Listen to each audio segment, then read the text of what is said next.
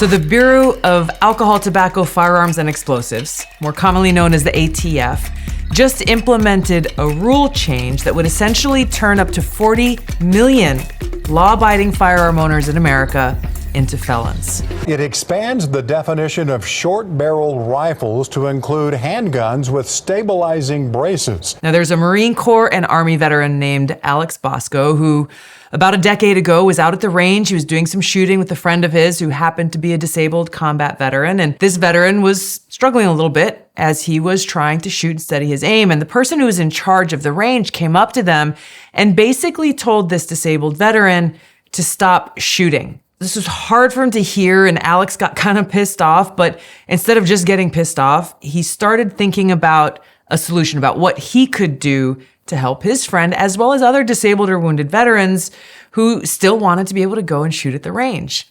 So he went home, got in his garage, he started experimenting, and he built a rough prototype that would later become the first pistol stabilizing brace. He asked for and received approval from the ATF for the brace and started a business and started selling these. And they became very, very popular. And since 2012, the ATF has recognized that these stabilizing braces have served a legitimate function. They approved their sale and use. Now here we are, over a decade later, and the Biden administration's ATF has just issued a rule to reclassify firearms with pistol braces as short-barreled rifles, something that requires federal registration, completely reversing their own policy. What's the consequence of this? Up to 40 million law-abiding gun owners in America are now subject to being charged with a felony. Essentially, what they're saying is that the brace allows for a certain type of proliferation of firearms that the ATF thinks should not be selling. And frankly, I think we all know what that means. That's gun control, right? That key thing, he says that this rule change, which is true, even in their own words, the basis for the rule change is because these are now in this ATF firearms that the ATF believes that we as Americans should not be owning. That's key. The ATF is not Congress. The ATF is not made up of elected officials. And yet they are the ones who are placing themselves in a position to decide which of our rights under the Second Amendment we are allowed to have. The ATF is coming out and saying, he's using the excuse of saying what? Oh, well, they invented it for one thing, but other people are using it for another.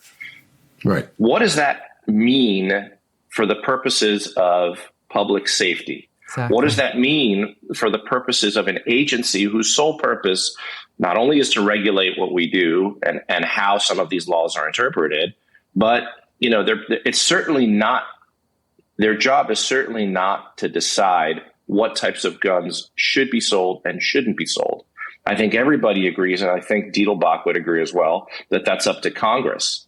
And Exactly. essentially, what his comments are doing, and they're just proving the point that they are circumventing that process, because essentially they have become the arbiter of deciding, okay, these types of guns shouldn't be sold. We have to do something about it, and we're going to do that, and we're going to go around Congress to do that. That's ultimately the issue here. Yeah. That is the big issue. That is the bigger issue here. And as we're listening to him saying this, a couple of things jump out. The reality is the thing that was legal for the last decade didn't change. They didn't implement this rule change because there was something about these pistol braces that changed. It was all of a sudden they said, oh, well, the way that these pistol braces were intended to use, well, some people are now resting them in their shoulder. And that is the problem that the ATF has with this. And so you start thinking about, well, now they're speaking to intention and use. What are all the other things that could apply to that? Well, guess what? What happens when a car that's intended to be used to drive safely and follow the speed limit and follow all of the laws is used in a way that does not do that? What happens when you have a situation, as we have had, where a car is specifically used as a weapon to go out and kill people? Are they going to start banning cars? If you don't want to be charged with a felony, you can register your gun with the federal government in the same way that they require short-barreled rifles to be registered, so that your name is on a federal registry. And oh, by the way, you got to pay a $200 tax to the federal government. The other option, if you don't want to destroy your firearm that sometimes may use a pistol brace with it. If you don't want to register it as a short-barreled rifle with the federal government and pay the $200 tax, then you will become a felon, and you will face up to 10 years in prison and up to a $10,000 fine, all for owning a pistol brace. I'm going to say this over and over. This was legal and approved by the ATF for over a decade up until a few days ago. Here we have my friend Mike Michalski. He is the founder and owner of Sons of Liberty Gunworks based in San Antonio, Texas. Pre this rule coming into place and really for the last decade, what these stabilizing pistol braces were intended for were, veterans, people who were disabled, so that they could be more stable and more accurate in their shooting. Is that accurate? That's correct. These braces were approved by the ATF to allow people with either disabilities or limited strength fire accurately heavier pistols. And the ATF originally ruled that regardless of how the thing was used does not change the nomenclature.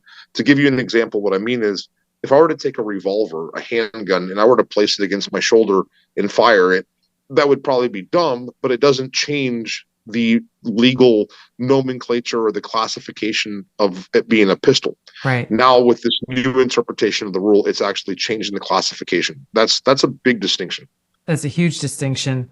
The Biden administration is citing two shootings as their justification for why this change is in the best interest of the American people and public safety. The shooting in Dayton, Ohio in 2019 and a shooting in Boulder, Colorado in 2021, where in those two shootings, the shooter was using a stabilizing brace. And so this is what they are saying, what they are citing as now the justification for somehow these stabilizing braces have made these pistols more dangerous.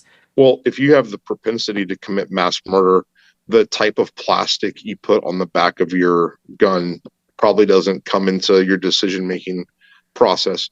If you're the kind of person who's going to go and do something that horrific, something as arbitrary as the shape of the plastic on the tip of the back of the gun, it's not something you're probably considering. This is a solution to a problem that in the grand scheme of things doesn't exist, and the solution just so happens to negatively impact the very people who are trying to follow the law. The only people who are going to comply with this law, and the only people that it's going to negatively infect are people who are trying to comply. And again, unfortunately, that's just millions of people who would never commit a crime with their gun. Thank you, Mike. It's good to see you. It's good to talk to you, and appreciate your leadership and your voice in helping to inform people about the facts and the truth, and how if this is a change that somebody wanted, they should go to their member of Congress and ask them to introduce a bill and put it through the process that our founders set up in this democratic republic for exactly this sort of thing. Tulsi, thanks for weighing in and giving us a platform. Thank you. We'll talk to you again soon.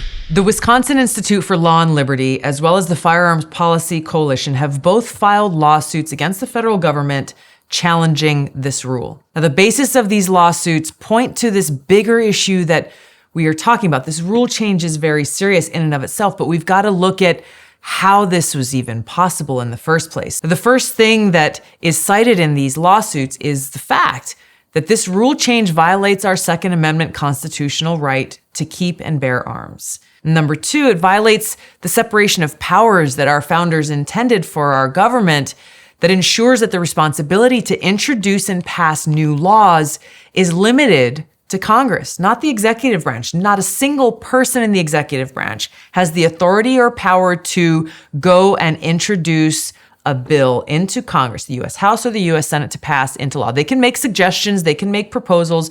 The president can't even put forward a budget. A lot of people don't know this, that when the presidential budget is drafted and put forward, it is a suggestion to the United States Congress. It is the Congress's responsibility to come up with a budget and decide how and where our taxpayer dollars are spent. All of this points to the reality, which makes very clear that these people who are in positions of power in the executive branch, in the Biden administration, in the ATF, and their supporters in the United States Congress, they do not believe in our Second Amendment right to defend ourselves and our loved ones.